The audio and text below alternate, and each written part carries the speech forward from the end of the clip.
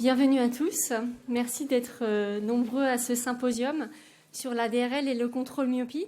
Donc aujourd'hui, les résultats de nos études vont être présentés par Joma Poney, qui est donc le designer de la lentille DRL. Ensuite, nous aurons Aurélia Chaume qui nous présentera une étude qui a été faite au sein de son cabinet. Docteur Louisette Bloise qui va présenter une étude qui a été faite auprès de 8 centres ophtalmologiques en France, une étude rétrospective. Et ensuite, Jean-Philippe Colliot, qui a participé à cette étude rétrospective également, et qui nous parlera de la longueur axiale, de l'intérêt de la prise de la longueur axiale en routine clinique pour l'évolution de la myopie, pour suivre vos jeunes patients qui sont en évolution myopique. Merci. Joma.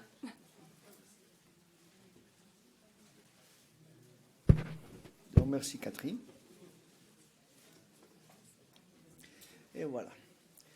Et merci tout le monde de venir écouter cette année merveilleuse d'études. Donc, il y a les origines de l'orthoca, il se remonte aux années 60 et la plupart d'entre nous, on sait que on la faisait l'adaptation à l'INIS pour la correction de la myopie et que, en revanche, il aidait pour faire la freination de la myopie dans les enfants. Et la première fois qu'on a eu un résultat scientifique sur les sujets, ça a été en 2005. Ça a été présenté par la professeure Pony Shaw de Hong Kong. Et là, il nous a montré la différence entre un groupe contrôle à lunettes monofocales et un groupe orthoca. Donc ça a débuté en 2005, la partie scientifique orthoca, et maintenant on n'arrête pas de voir plus en plus d'évidence scientifique sur le contrôle. Je vais placer un moment sur cette question qu'on va revenir à la fin, et c'est que les contrôles, la myopie, on connaît que c'est important aujourd'hui, très important à long terme pour la santé visuelle de l'enfant, qui va être plus ça dans le futur. Et il y a plusieurs choses qui vont être dans les milieux, qui vont changer le résultat. Donc on a dit, oui, on est capable de faire une freination de la myopie et on a divers aspects qui vont faire une différence. Donc par exemple, c'est l'âge de l'enfant. Plus petit, il va évoluer plus vite. La myopie, s'il est plus forte, on fait un meilleur contrôle myopie avec l'orthoca. S'il est plus basse, on fait un mauvais contrôle myopie. Juste maintenant avec les lentilles qui sont couramment entre nous, les anciennes lentilles qui sont créées à les années 90-2000, et aussi la génétique, donc les asiatiques, caucasiques, les temps passés à l'intérieur, la quantité de parents qui sont myopes, l'évolution journalière, etc., qu'il a cet enfant. Mais en théorie, il y a une histoire qu'on parle que les myopes de moins de 250 avec l'orthoca, ils ont une freination pas si bonne que les myopes plus forts. On sait déjà que les myopes plus forts, ils font une taille de zone optique différente. Là, il y a des exemples sur un travail qu'a fait Randy Kojima aussi, avec des différentes tailles de la zone optique. Donc, j'essaie de retrouver ça là-bas. On ne voit pas là. On n'a pas un laser, hein, mais bon. Donc, allez, ça, c'est pas non, bon, ça marche pas. Donc, c'est ce qu'on a à ce moment, c'est le suivant. On connaît qu'on peut faire une freination et on veut faire meilleur. Qu'est-ce qu'on fait? On fait des études prospectives, mais surtout rétrospectives pour analyser comment ils sont la zone de traitement dans la cornée. Vous savez que quand on fait l'orthoca, on place une lentille rigide à géométrie inversée. Cette géométrie inversée, il change la forme où l'épithélium cornéen il est déplacé. Donc, les épaisseurs, ils changent et la taille de la forme, ça change pour que la correction, ça corrige la myopie. On sait que dans la partie centrale de la topo, on voit les couleurs bleues, ça veut dire qu'on a aplatissement, une correction réfractive de la myopie, et on voit cette forme anneau rouge qui est un changement de curvature, un changement, ça c'est un cambrement, donc une augmentation de puissance positive dans toute en façon annulaire. On va parler beaucoup de la zone de traitement. La zone de traitement, c'est la partie centrale qui est mesurée de couleur jaune à couleur jaune, ça veut dire qu'il y a zéro change. Et là, vous pouvez voir 3 différentes tailles. À droite, on voit un système où on a un traitement classique d'orthoca. Ça veut dire une taille large et un anneau rouge qui est large. Et là, ici, vous voyez un peu plus bas dans la partie du diagramme, c'est un peu plate. Mais totalement à gauche, c'est complètement différent. On a un l'anneau rouge c'est plus petit, c'est dans la zone pupillaire, et la taille de la puissance, c'est en forme qui est en V. Il y a une zone qui est beaucoup plus puissante au centre, et ça change. Ça fait un gradient de puissance, ça change la puissance progressivement du centre-bord. Et ça, actuellement, c'est ce qu'on considère les systèmes meilleurs pour la freination de la myopie. Donc, on va parler un peu sur l'anneau mi-périphérique des puissances positives. Là, il y a plein d'études qui font l'étude comment ça marche, comment ça change la puissance du centre-bord. Ça, c'est une coupure de puissance centre-bord. Et on a fait la première étude qu'on va présenter. C'est une étude, c'était pas la Chine, mais c'était ici. Et on a constaté clairement qu'avec la lentille DRL, on est capable de changer la taille de la zone de traitement en changeant la zone optique de la lentille de contact. Donc, c'est une corrélation très bonne, très bonne. Donc, oui, on peut changer la taille de la zone optique. Et oui, on peut changer la forme de cette taille. On a pris rétrospectivement des groupes d'enfants. Un groupe, on a cherché les enfants qui avaient une taille petite de zone optique et un groupe qui avait plus de 5 mm de zone optique. Donc la différence entre un groupe et l'autre, c'est de 0,08 mm par an. Donc on voit clairement que les enfants qui ont eu une taille de zone optique plus petite, ils ont freiné meilleur la myopie. À continuation, c'est ce qu'on a fait. On a placé les groupes entre trois. Donc on a placé un groupe où l'anneau rouge de puissance positive était hors les diamètres pupillaires, un groupe qui avait la même taille d'anneau rouge que l'anneau pupillaire, et un autre groupe où la taille de la zone optique était petite et l'anneau de puissance positive s'était placé dans la pupille. Donc dans ces cas-là, on a une différence de 0,17 mm par an de croissance de longueur axiale dans les enfants où le diamètre est large, pendant que 0,04 mm par an dans les enfants qui la pupille était plus large que la zone de traitement. Là, c'est vraiment énorme. Et c'était les premiers rapports qu'on a pu constater cette grosse différence. On est dessus de la croissance naturelle de l'œil hémétropique. Donc là, on cherche, on a fait la différence. Normalement, vous êtes coutumé de travailler avec un pourcentage. Et le pourcentage, ça veut dire, on sait combien d'un pourcentage on fait la freination de la myopie. Mais basiquement, on travaille actuellement avec une différence en longueur axiale. Si on parle d'accumulatif, la quantité de millimètres qu'on enlève chaque année de croissance dans l'œil. Dans les études chinoises, là, il y a un petit moment pour parler d'un petit détail, pas sur le contrôle myopie, mais si sur l'efficacité. Et là, vous avez un point ici. Là, c'est la lentille DRL à 5 mm. Ça, c'est les changements de réfraction. Donc, le jour 1, le jour 1 semaine, etc. Toutes les lentilles, là, c'est la DRL, c'est la Euclid, et c'est CRT. Donc, ces trois lentilles, les trois, ils arrivent à compenser la myopie à la fin d'une semaine, mais la DRL 5 mm, ça arrive beaucoup plus vite. Et ça veut dire qu'on n'a pas besoin d'utiliser des lunettes ou des lentilles compensatoires parce qu'on arrive plus vite au résultat. C'est plus vite le traitement. Donc là, on a fait une étude aux hôpitaux chinois et on voit la taille des trois lentilles, DRL, Euclid, CRT. On a parlé déjà des zones de taille de traitement. Et ici, on a la forme. Ça, c'est deux études différentes. Ça, c'est une étude qu'on a fait à Peter Chen et notre c'est fait à Tianjin University. Et là, vous voyez la taille. Ça, c'est la forme, comment ça change, la puissance du centre au bord. Et pourtant, on voit clairement que la lentille avec une zone optique plus petite, derrière 5 mm, ça commence plus vite les changements, les gradients de puissance, et c'est plus proche du centre pupillaire. Donc ça fait un changement de puissance qui est effectif, encore que la pupille est petite. Pendant que si on fait une taille plus large et les changements des gradients de puissance, c'est plus allongé, ça travaille qu'avec des pupilles larges. Et c'est à cause de ça que probablement on utilise l'atropine pour travailler avec l'orthoca classique pour allonger le diamètre pupillaire. Mais ici, on n'a pas besoin de ça. Si on transforme ça, ces changements des gradients puissance à effectivité, on voit la différence ici.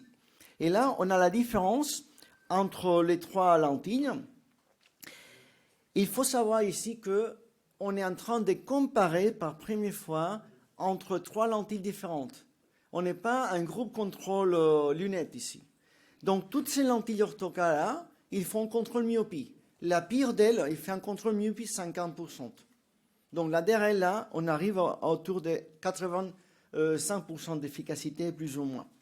Et là, il y a une chose très jolie.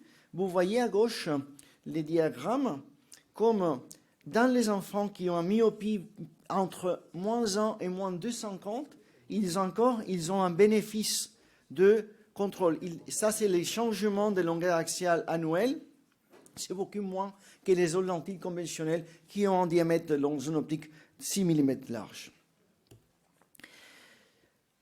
Les mêmes études qu'on a parlé à Tianjin University, là on voit à gauche la croissance de la longueur axiale à partir de 6 mois et 1 an, en comparaison Euclide lentille DRL.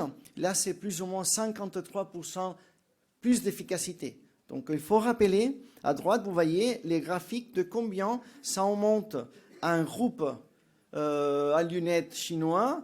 En bleu, c'est comment on change la lentille Euclide, que c'est la même couleur bleue à gauche. Donc, il faut voir que si on aurait un groupe témoin des lunettes, on aura une ligne beaucoup plus forte à nous, et là, on aura les résultats. Si on place ça dans un gros contexte, à gauche, vous avez la croissance longueur axiale selon l'âge dans des groupes des Chinois, dans le SCORM Study. La ligne noire en bas, c'est la croissance de longueur axiale normale pour un enfant qui est hémétropique. Donc, si on place à droite, on va voir cette ligne-là. On a une croissance, c'est la ligne rouge, c'est au-dessus de la ligne point noire. Ça veut dire qu'on a une croissance, une allongation axiale annuelle plus vaste que celui qui va avoir un hémétrope. Ça, c'est la première fois qu'on peut présenter un résultat comme ça. Et là, c'est une étude qui n'est pas encore publiée. Vous voyez ça, les résultats, c'est entre 56 et 65% des contrôles en respect des lunettes.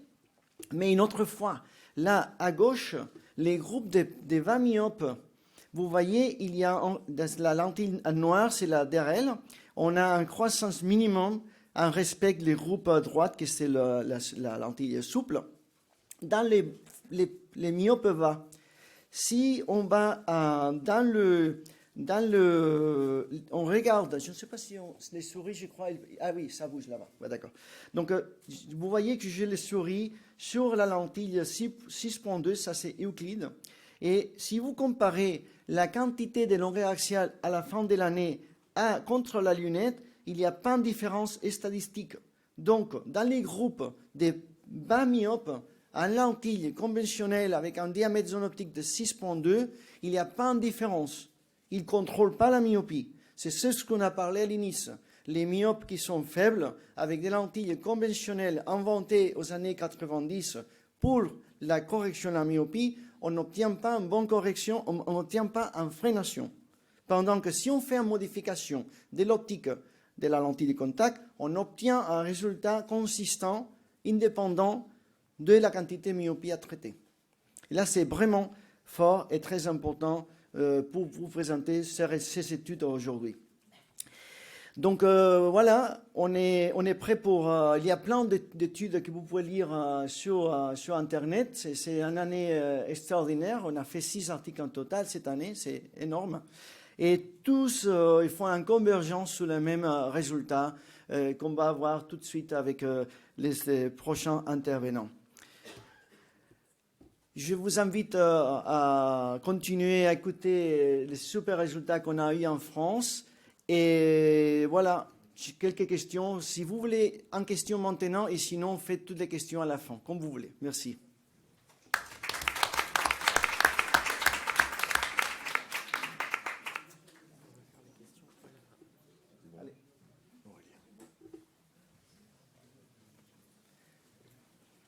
Donc, on va voir Olnichum. Merci. Il faut lancer ça. Hein. T'es en souris. C'est là-bas, c'est là-bas. C'est là-bas qu'elle lance. Je crois. Ah, tu as déjà? C'est placé? Oui, j'ai cliqué dessus. Ah, c'est bon. C'est bon?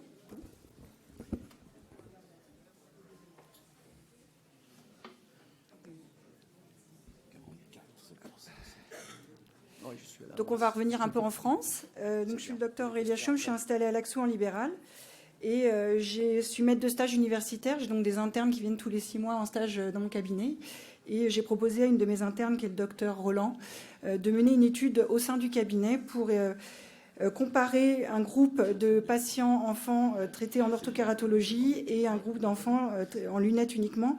Et l'étude a été menée sur 12 mois. Donc, dans le contexte, on voulait évaluer et comparer les effets de la lentille DRL versus le port de lunettes simple foyer. Il n'y avait pas de porteur de verre freinateur de myopie. Et on a évalué la longueur axiale et la biométrie de la chambre antérieure. Nous avons recruté 31 patients porteurs de lentilles DRL contre 33 patients porteurs de lunettes.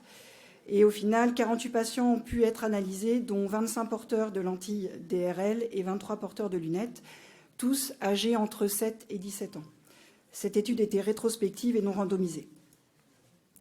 Donc, sur le panel de la population recrutée, donc on a 48 patients, tous âgés entre 7 et 17 ans.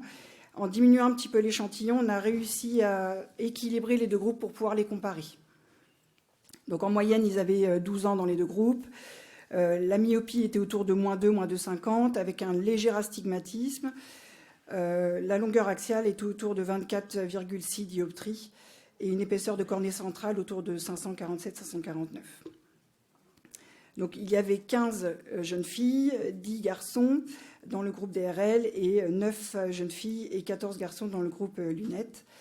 On a dissocié donc deux groupes entre 7 et 13 ans et 14 et 17 ans, puisqu'on va le voir, c'était intéressant d'étudier ces deux tranches d'âge. Donc, on a étudié les valeurs biométriques antérieures sur une durée à 6 mois et à 12 mois. Bon, on note des différences significatives dans le groupe DRL pour les 3 critères: épaisseur de cornée centrale, profondeur de chambre antérieure et l'épaisseur de la lentille cristallienne dans le groupe DRL, contrairement au groupe lunettes. Mais ça pourra faire l'objet d'une autre étude un petit peu plus physiologique.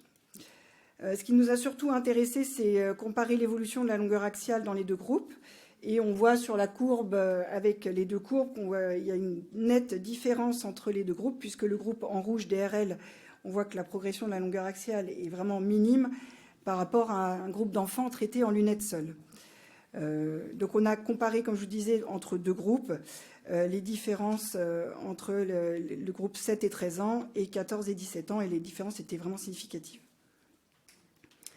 Donc on a également essayé de regrouper en pourcentage par genre et par âge. Dans le groupe des garçons, on note que la freination de la myopie entre un groupe DRL et un groupe lunettes est de plus de 65% sur la longueur axiale. Pour la population féminine, l'absence d'augmentation de longueur axiale était 75% donc sur le groupe des jeunes filles. Et on voit que sur le groupe âgé de 7 à 13 ans, la freination sur la longueur axiale est de 72% et pour le groupe de 14 à 17 ans de 79%. Donc c'est efficace en fait dans tous les critères. Donc là, on a divisé le groupe DRL et le groupe lunettes dans les deux tranches d'âge, donc 7 et 13 ans et 14 et 17 ans. On note toujours une nette supériorité par rapport au groupe DRL, par rapport au groupe porteur de lunettes, avec peut-être une différence un peu moins significative dans le groupe des enfants plus âgés, peut-être parce qu'ils ont déjà en fait la croissance de la longueur axiale qui a déjà été faite dans les années précédentes. Voilà, je vous remercie de votre attention.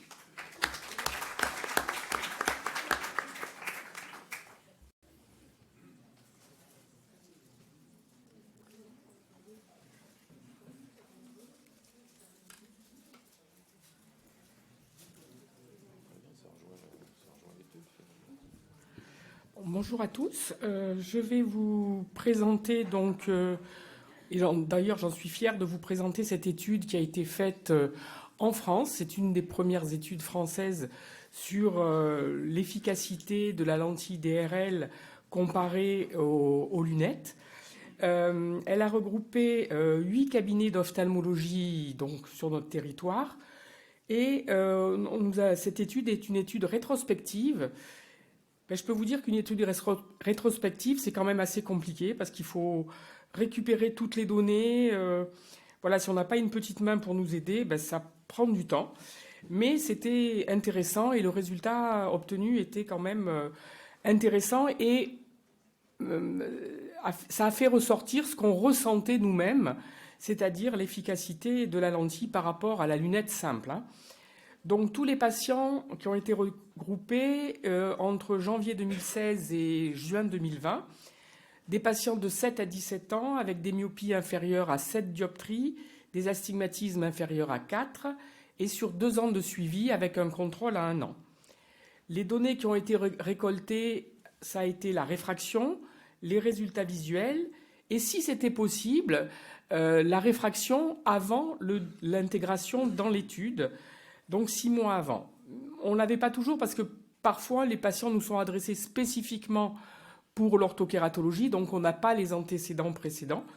Mais si c'est des patients que l'on suivait nous-mêmes, on avait cette possibilité. Donc le genre, l'ethnie, le centrage avec ce tableau que vous avez sur le côté qui nous permettait de dire si le centrage était correct, légèrement décentré ou trop décentré, et s'il y avait eu des effets indésirables. On a recruté 295 patients ADRL et 342 en lunettes. N'ont été retenus que 211 en DRL et 149 en lunettes pour avoir des groupes assez homogènes sur des myopies. Donc, comme vous pouvez le voir, en moyenne pour la DRL, moins 3 et 2,80 pour les lunettes. Donc, c'était un groupe assez homogène au niveau de la réfraction. Au niveau des âges, on a fait des groupes, 3 groupes, 5-9 ans, 10-12 et 13-17. Et on avait un nombre de garçons et de filles assez proches. Donc déjà, ce premier diagramme vous montre, ça parle vraiment, c'est flagrant, l'efficacité de la DRL entre que ce soit à 1 an ou que ce soit à 2 ans, avec un effet de freination, 77% pour 1 an et 80% à 2 ans. Quand on regarde par rapport au groupe d'âge, on voit que les enfants en DRL ont des myopies un petit peu... en DRL, les plus jeunes ont des myopies qui évoluent plus vite que ceux qui ne sont pas en DRL, et quel que soit l'âge. Mais c'est les enfants les plus jeunes qui évoluent un petit peu plus vite. Ici, donc en pointillé, ce sont les enfants en DRL avec les 3 groupes d'âge, et en ligne continue, ce sont les enfants en lunettes. On voit qu'avec la lentille DRL, jusqu'à l'âge en moyenne de 10 ans, la myopie évolue, mais toujours avec une freination entre DRL et lunettes entre 75 et 80%, et qu'elle évolue un peu moins sur les enfants un peu plus âgés. Par contre, en lunettes, moi je trouve que ça continue à évoluer quel que soit l'âge, même au-delà de 10 ans, mais effectivement dans une moindre mesure, parce que comme l'a dit le docteur Chaume, il est possible que leur évolution de myopie, au-delà de 13 ans, l'enfant va évoluer de façon, entre guillemets, naturelle, un peu moins dans sa myopie. Là, si on fait une projection, si on extrapole les résultats pour les différents groupes d'âge, on voit que en lentille DRL, on a une freination de la myopie sur l'âge qui avance et sur la croissance des enfants. Si on prend un enfant avec une myopie de moins de 2,50, il va avoir 6 ans plus tard une myopie aux alentours de moins 3 en lentille DRL. Si on ne tient pas compte, on ne fait aucune action sur la freination de la myopie, cet enfant va se retrouver avec une myopie aux alentours de 4,75 moins 5. Et là où on est content, c'est que cette extrapolation correspond aussi à la projection de l'Institut de Brian Holden sur l'évolution de la myopie. Et là aussi, un moins 3 arrive à moins 5,25 de myopie. Tout ça, pourquoi ? C'est pour avoir moins de complications par la suite, complications liées à la myopie évolutive. Et entre un enfant à moins 3 et un enfant à moins 6, on a 3 fois moins de risque de dégénérescence maculaire, myopique ou de décollement de rétine pour quand la personne sera adulte. Voilà, j'espère vous avoir convaincu. Et on est très fiers, tous les 8, de cette étude qui a été faite chez nous. Ça nous a pris du temps, mais on est arrivé au bout des choses. Merci.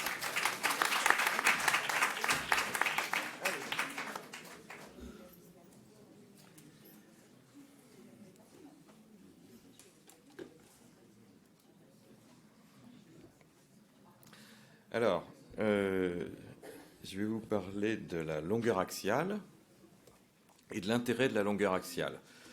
Alors, 3 intérêts. L'intérêt sur le risque de complications. Alors, l'évolution myopique, vous avez l'habitude de la mesurer par la réfraction. Hein, c'est ça, en finale, vous êtes myope de -1, -2, -3. Mais le risque de complications, il augmente surtout avec une longueur axiale supérieure à 26 mm. Ces 26 mm, ça dépend, ça peut correspondre à une myopie de -6, classiquement, mais ça peut aussi correspondre à une myopie de -4, voire moins, si la cornée est plate. Donc, la longueur axiale, c'est plus important que la réfraction dans le risque de complications. Chaque quart de dioptrie augmente le risque de pathologie liée à la myopie de 17%, et pour chaque dioptrie gagnée, c'est 40% de moins de risque de cécité. Alors, cataracte, vous me direz que ça s'opère. Ici, il y a quand même la Saphir qui s'occupe de ça. Glaucome, ça se traite, oui. DR, ça s'opère aussi, les résultats sont moyens. Et maculopathie, là, on est quand même un peu gêné. Et vous voyez que le risque de maculopathie myopique, même à -3, il est multiplié par 2, mais à -5, il est multiplié par 9,7. Donc, c'est important, quand vous voyez un patient myope ou à risque de myopie, de tout faire pour freiner la myopie. Et la longueur axiale, c'est vraiment la chose à vérifier. Alors, quel intérêt aussi de la longueur axiale? C'est la prédiction. Alors, ce qu'il faut savoir, qu'est-ce qu'on mesure avec la longueur axiale? D'abord, jusqu'aux années 2000, on avait des ultrasons. On a encore des ultrasons. Quelquefois, vous avez une cataracte sous-capsulaire postérieure, votre biomètre, il ne passe pas. Vous prenez les ultrasons et vous avez une longueur axiale. L'apparition du premier biomètre sans contact a fait diminuer les écarts de mesure. On était à 180 microns d'écart type de mesure, donc d'incertitude de mesure, et on passe à 36 microns en non-contact. Donc on a une mesure qui est reproductible. Alors les résultats diffèrent de 200 microns entre la méthode contact, donc avec une sonde qu'on pose sur la cornée, et la méthode non contact, parce qu'on ne mesure pas la même chose. La méthode contact, ça va du plan antérieur de la cornée à la limitante interne, et la méthode sans contact, ça va jusqu'à l'épithélium pigmentaire. Donc, vous mesurez entre la cornée et l'épithélium pigmentaire. Vous ne mesurez pas la choroïde, vous ne mesurez pas de la cornée à la sclère. Il manque l'épaisseur de la choroïde. Ça, ce n'est pas dans la longueur axiale. La choroïde, vous pouvez la mesurer avec l'OCT en mode EDI. Ça veut dire incidence enhance, ça veut dire améliorer. Non, incidence améliorée. Et quand vous avez une épaisseur de choroïde qui augmente, c'est un marqueur précoce de l'efficacité du traitement.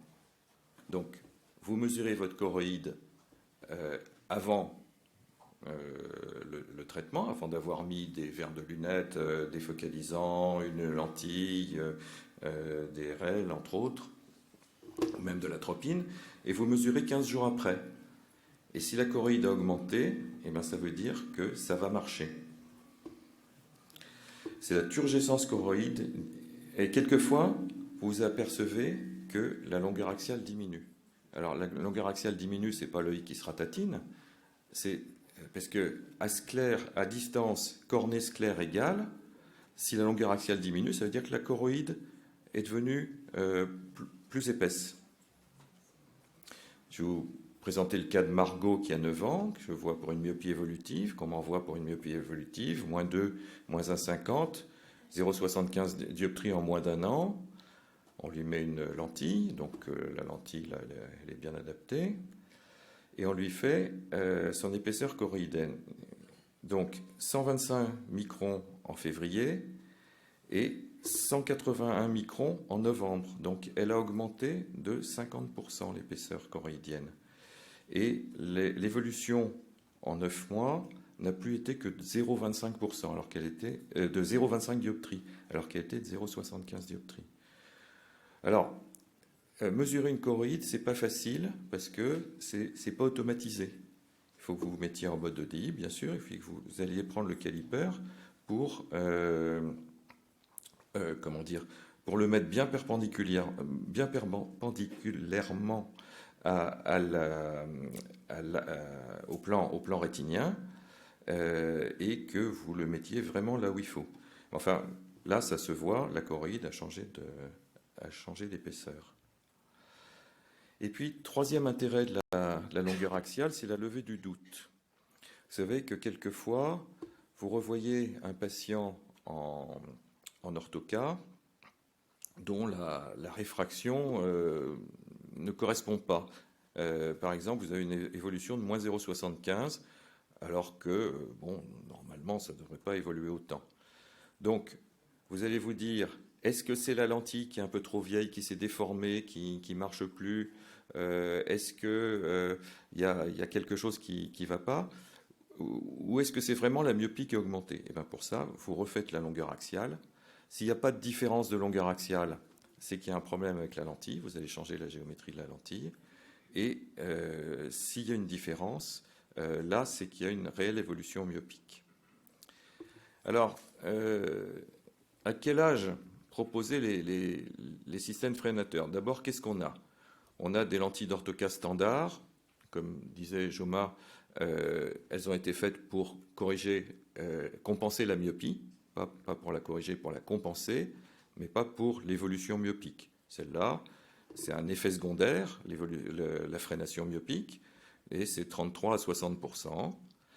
On a des lentilles d'orthoca customisables comme la DRL, où on a vu les études 80-85%. On a des lentilles de jour rigides à périphérie défocalisante. Joma, je ne sais pas si tu as des statistiques là-dessus. Non, pas trop. Des lentilles souples à anneaux concentriques qui donnent 60 voire 65%. Les EDOF, on a vu hier, 45%. Les lentilles de presbytie à vision de loin centrale, hein, la Biofinity D avec addition de 2,50, c'était les premières essayées. Bon, ça avait un effet freinateur, mais bon, c'est pas trop lequel. Les verts, Myosmart Stellest, alors c'est un peu la guéguerre entre les deux. Moi, je fais mieux que le voisin, mais c'est bon, grosso modo 60%. Ou d'autres, le Myovision de Zeiss, dont on n'a aucune étude, et le Myorelax d'ophtalmique, dont il y a une étude qui donne 60%. Bon, on veut bien croire. L'atropine microdosée qui donnerait 60 à 70%, alors quel dosage 0,05 ou 0,01. Les mesures d'hygiène visuelle, alors ça, l'hygiène visuelle, c'est surtout avant le commencement du traitement. C'est pour prévenir l'évolution myopique et ça marche à 20% à peu près. Donc les mesures d'hygiène visuelle, c'est la lumière du jour. Hein, vous voyez cette classe d'enfants chinois entièrement vitrés. C'est la restriction des écrans. Il y a des pays où vous avez une amende si vos enfants sont pris à regarder un écran. Le positionnement, hein, donc il faut écarter l'enfant de ce qu'il lit. Pas de veilleuse la nuit. Et la luminothérapie. Alors on ne parle pas trop de la luminothérapie parce qu'il y a un peu de tout, il n'y a pas de standard. Mais enfin, une lampe de luminothérapie 10 minutes le matin au petit déjeuner de 10 000 lux, ça fait bander la choroïde, comme disait un de mes confrères, donc ça augmente l'épaisseur de la choroïde pour toute la journée. Hein. Et quand la myopie est installée, on évite le filtre anti-lumière bleue sur les lunettes. Pourquoi ? Parce que des études ont montré que le bleu-violet est indispensable à la frénation myopique, c'est-à-dire que si on supprime le bleu-violet, la myopie augmente. Et rééduquer les hétérophories, hein. Ésophorie, exophorie, tout ça, c'est très délétère pour l'évolution myopique. Alors, qu'est-ce qu'on va faire ? On va avoir deux groupes. Ceux qui vont accepter les lentilles et ceux qui ne vont pas les accepter. Je parle des enfants ou des parents. Alors, dans le groupe qui accepte les lentilles, tout dépend de l'équipement et de l'expérience de l'ophtalmologiste en lentilles. S'il est un peu contactologue, s'il a un topographe, à ce moment-là, tout est possible. On va privilégier l'orthoca, évidemment. Et puis, vous allez privilégier une lentille qui freine. Donc, là, encore deux groupes. Une myopie à risque, c'est-à-dire les parents myopes, une évolution déjà importante. Vous allez faire des lentilles à zone optique modifiée, c'est-à-dire en rétrécissant la zone optique à 4,50 mm. Vous allez faire la DRL, par exemple, puisqu'on est ici chez Pressilins.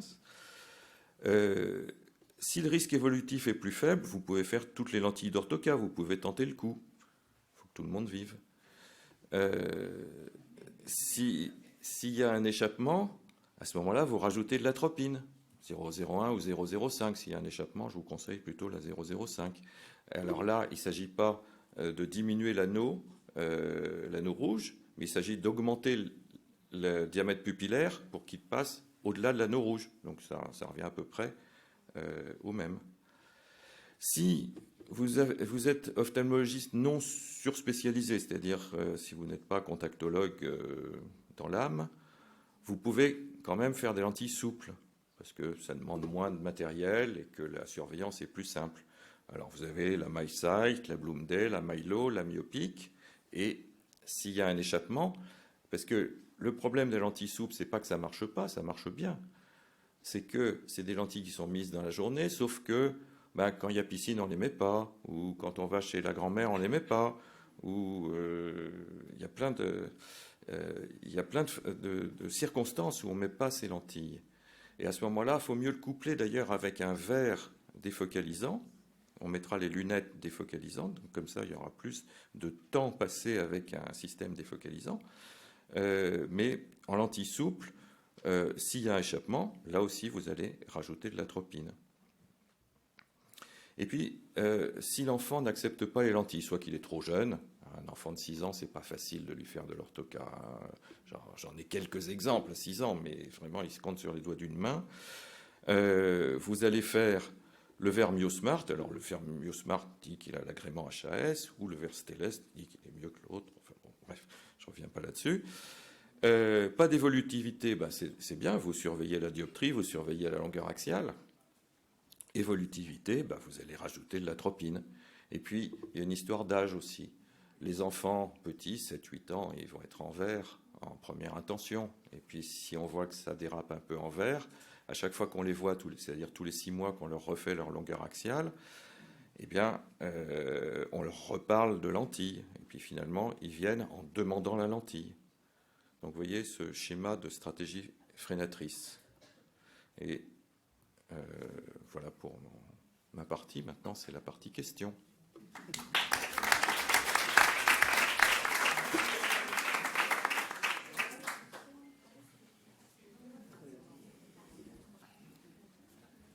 Juste l'atropine 0,05, c'est facile à avoir ? Oui, alors l'atropine, c'est une préparation magistrale hospitalière. Les pharmacies hospitalières à Paris, c'est l'Hôtel-Dieu. À Bordeaux, à Strasbourg, tout ça, on en fait. À Lille, on va commencer à en faire. C'est un prix exorbitant, c'est-à-dire que pour une molécule qui a 200 ans, c'est 180 € le flacon pour le mois.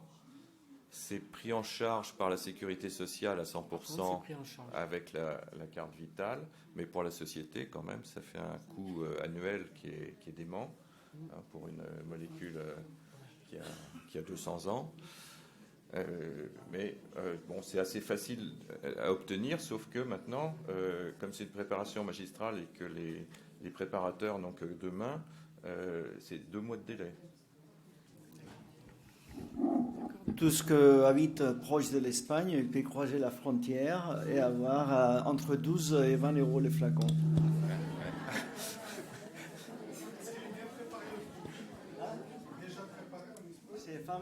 C'est un formule magistral, c'est préparé dans les pharmacies, c'est pas dans les hôpitaux en Espagne.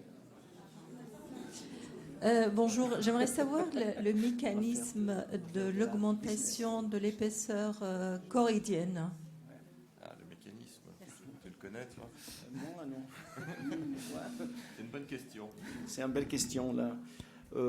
Les changements choroïdiens, c'est affecté par plusieurs facteurs. La lumière, par exemple, tel que Jean-Philippe il a parlé.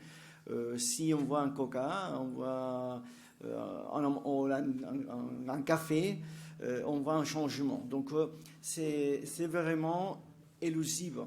C'est vrai qu'il doit y avoir un mécanisme de reconnaissance de la signal rétinienne à niveau optique, et à partir de là, il y a un changement, un gonflement, une augmentation des flux sanguinés, donc ça augmente. Et comme c'est un flux sanguiné, ça peut disparaître tout soudain. Donc la mesure, on en parle beaucoup, mais vraiment comment ça marche, c'est à niveau des laboratoires, on prend les cobayes, les sujets humains, on les place dans les mêmes temps, les mêmes heures, les mêmes boissons dans un cabinet. Après, on place un verre, on mesure. 30 minutes après, on retourne mesurer. Et comme ça, on mesure très bien. Dans les cabinets ophtalmologues, la mesure, il faut la prendre avec une certaine distance.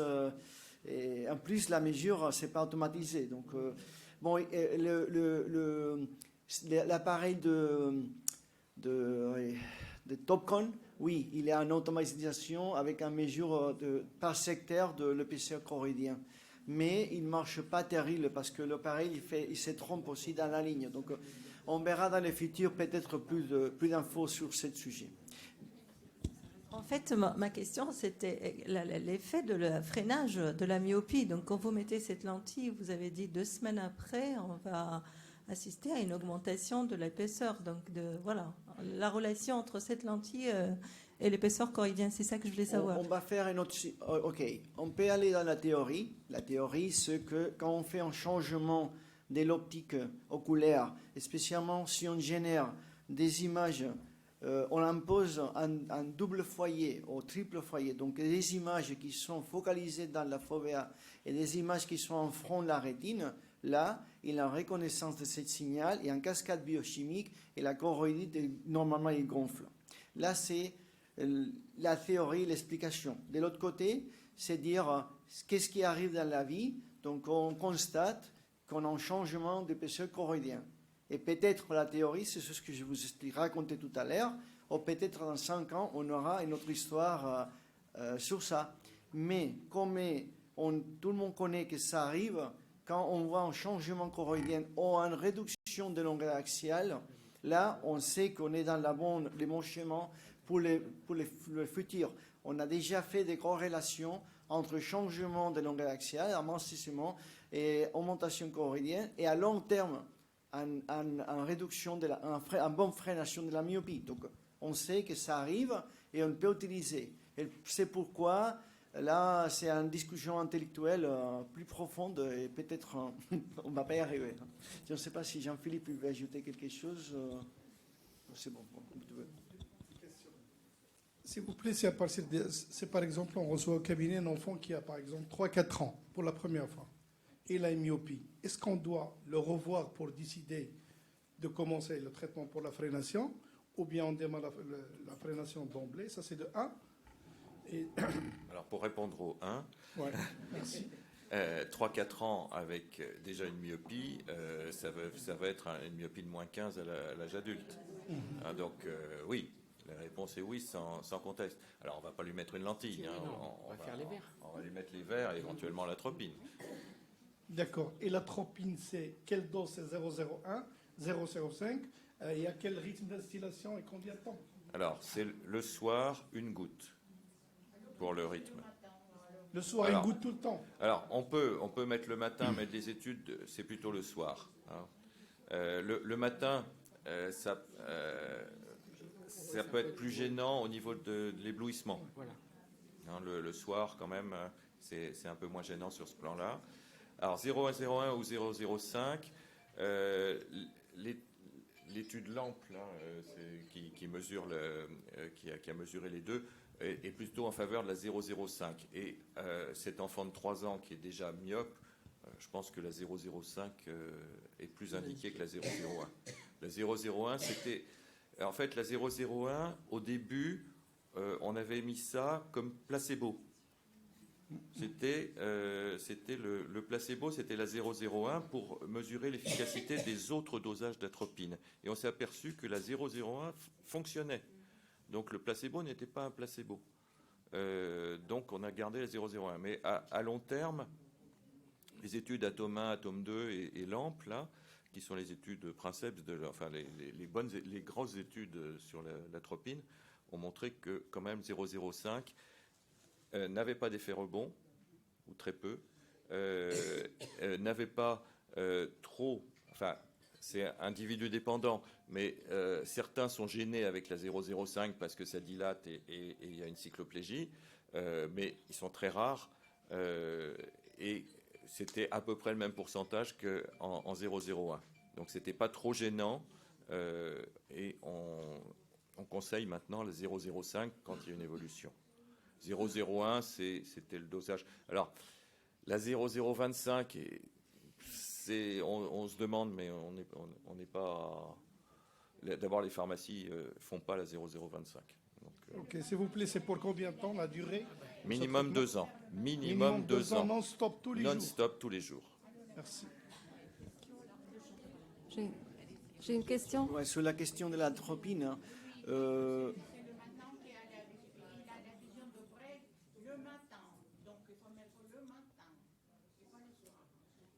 Ça gêne la scolarité. ouais. L'idée de placer de l'histoire, c'est pour empêcher l'accommodation les matins.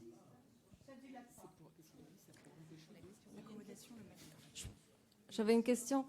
Un enfant de 4 ans qui a d'emblée -5, vous tenterez pas une orthoca quand même? Non. La gestion va être difficile. Hein. Ah, vous pensez? Ouais.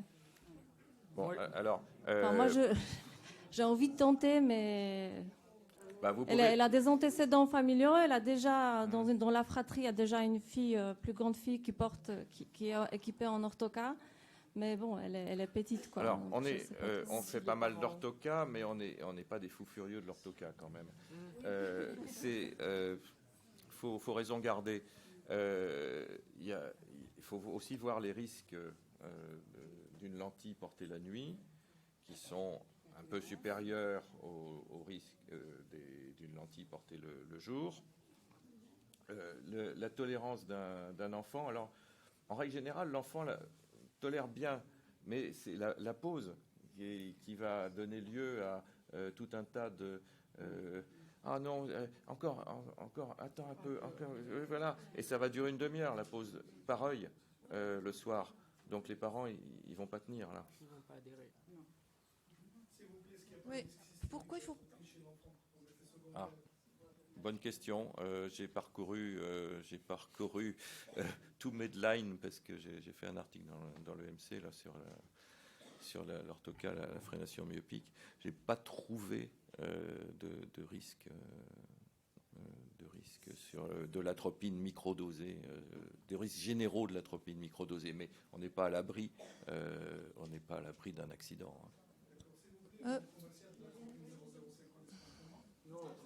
Il n'est pas commercial. C'est pas commercial, c'est à la pharmacie, c'est en formule magistrale toujours. Il y a il faut pas de ordonnance, veilleuse la nuit? c'est une ordonnance. Voilà. Alors là, Oui, ça marche. Il faut éclairer. Pourquoi nuit. Oui. Ouais. Il y a eu des études là-dessus. Hein. Les enfants qui avaient une veilleuse la nuit avaient une myopie qui évoluait plus que ceux qui n'en avaient pas.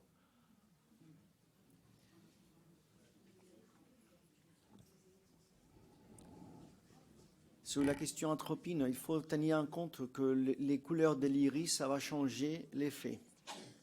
Donc l'enfant, c'est dépendant. Après, sur la question des enfants très petits avec une myopie forte, il faut voir s'il y a un syndrome à Marfan ou Stargardt. Donc il ne faut pas oublier qu'il y a des autres choses à partir là. Il faut chercher bien. Et c'est pas tout la même chose. Il faut bien. Mais bien sûr, normalement, les questions ici dans les congrès, c'est très bizarre et sur des sujets extraordinaires, plus petits, avec moins 15, quelque chose comme ça. Et normalement, c'est la pose de l'atropine. Alors, la question des 2 ans, l'atropine, il faut pas, on ne peut pas l'arrêter parce que si on arrête, il y a un tout petit, non, il n'y a pas trop de rébans avec 0,05, mais il y a quelques. Et si vous allez arrêter, il faut monitoriser le changement de longueur axiale. Si la longueur axiale il continue à être stabilisée, là, vous pouvez arrêter. Mais s'il n'est pas arrêté, il faut recommencer. Normalement, la façon d'arrêter, c'est faire 1 jour vers 2 et pour réduire la dose à fur et à mesure. Et personne, il n'y a pas actuellement un protocole à niveau mondial sur ces sujets. Et en tout cas, pour que ça marche, il faut être dans toute la partie du temps que la myopie évolue. Donc si vous commencez à 12 ans d'âge avec l'atropine, ça peut être jusqu'à 17 ans avec l'atropine. C'est pour ça que moi, perso, je préfère des systèmes lunettes optiques orthoca qui sont moins ça me gêne moins qu'un goutte chaque soir pendant 10 ans. Oui, je sais.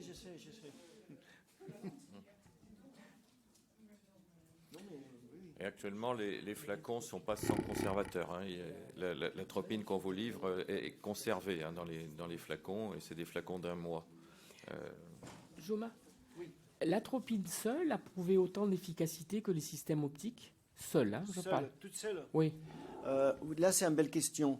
L'atropine seule, avec la même efficacité que la orthoca, c'est 0,5 minimum, pourcentage. L'atropine à 0,05, il y a une efficacité plus basse à niveau longueur axiale que l'orthoca. C'est plus basse. S'il vous plaît, c'est le plan pratique. Un enfant qui a une myopie de moins 4, un verre défocalisant, c'est quoi, c'est le plan pratique? On fait une correction de moins 4.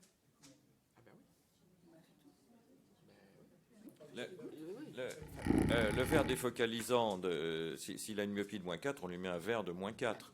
Pour la lentille d'orthoca, la lentille d'orthoca n'a pas de puissance. Hein. C'est la courbure de la lentille qui gère. Si vous avez une myopie de moins 4, vous allez mettre 80 millièmes d'aplatissement de la cornée pour créer cette correction, cette compensation de moins 4. Mais là, sur la lentille, ça sera marqué 0. Enfin, sur la DRL, ça sera marqué M4. Sur une autre lentille, ça sera marqué puissance nulle. Mais sur les verres, c'est la puissance vert. Oui, parce qu'il y a les micro-lenticules avec 3 dioptries 50 d'addition dans les verres. Le verre STL, c'est l'autre. Ce que veut dire le monsieur, c'est qu'est-ce qu'on prescrit nous? Nous, on prescrit la correction à faire, voilà. Que ce soit en verre classique ou que ce soit en verre freinateur.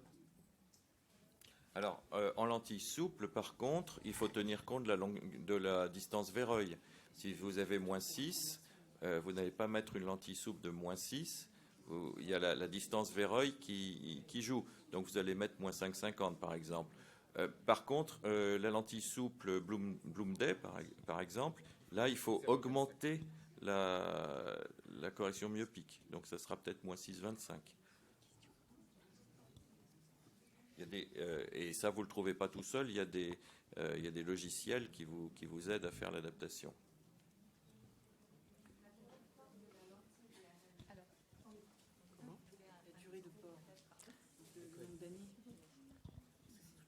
Vous voulez répéter la question? Merci. La durée de port de la lentille DRL, quand est-ce qu'on l'arrête? Bonne question. Voilà. c'est l'histoire de la longueur axiale. Vous surveillez la longueur axiale, vous essayez d'arrêter vers 16-17 ans si vraiment l'enfant veut arrêter. S'il veut pas arrêter, moi j'ai des enfants que j'ai équipés il y a 10 ans, ils ont 25 ans maintenant et ils continuent. Ça. Après, en lentille d'orthoca, le problème c'est la régularité. Il faut la mettre le soir avant de dormir et pas lire avec. Un adulte, il adhère pas tellement à ça. Hein, donc, bien souvent, passé l'âge de 18-19 ans, ils disent bon, je voudrais une autre solution parce que le soir, j'en peux plus moi de mettre la lentille et d'avoir à dormir.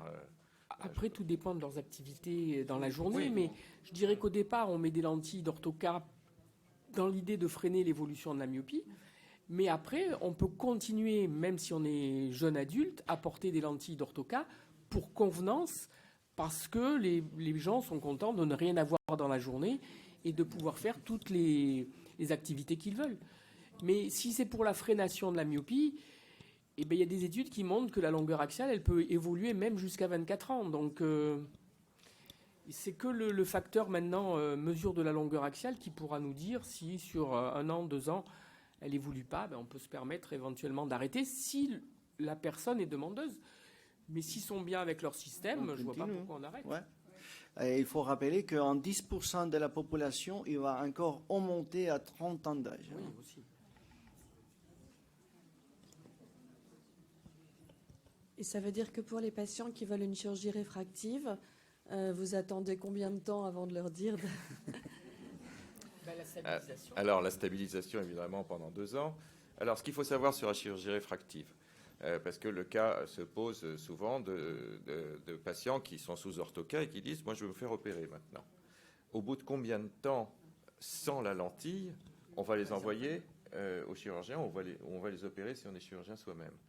Alors, la vision, elle revient assez vite. Hein. En 2-3 jours, la vision et la kératométrie centrale, elle revient. Par contre, l'excentricité, c'est beaucoup plus long, quelquefois plus d'1 mois avant de récupérer la courbure en périphérie, la courbure d'origine.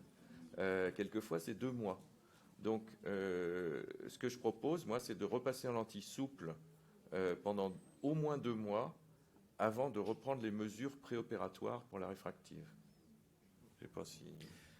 Oui, moi, je suis un peu plus conservateur à niveau de... oui, 6 mois, ça j'aime plus, spécialement pour suivre si la longueur axiale, ça évolue ou non. Parce que c'est un peu un désastre faire une chirurgie réfractive et qu'un an après, il retombe sous la myopie. Donc voilà, c'est un peu ça. Et oui, la cornée ne va jamais retourner exactement comme elle était à l'origine. Il y a des changements apparemment sur la membrane de Bowman un peu, mais ça ne gêne pas la question de la ZIC. Ça ne gêne pas la ZIC ou le LASIK. Ça marche bien. Ça marche bien. Je vous remercie pour la participation à ce symposium. Merci à Joma, Jean-Philippe, Louisette et Aurélia.